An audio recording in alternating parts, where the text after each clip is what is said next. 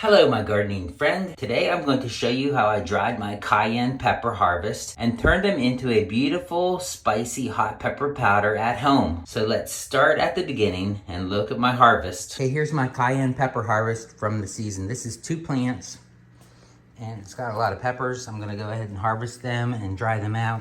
Here are my peppers all dried out. You can see that they're dry and you can feel that they're dry. They sound dry. They sort of like clink when you drop them and they break apart easily. So I'm gonna put them in the Vitamix and grind them up. So here we go. There's how much I got off of 2 plants and 2 trays in the dryer. I'll put it in the Vitamix and whoops, had some basil in there. Basil tastes good with this, right? Right, okay, here we go. Isn't that a beautiful powder? And it smells so good. If you like this video, check out this video that's been real popular that I did on how to freeze peppers.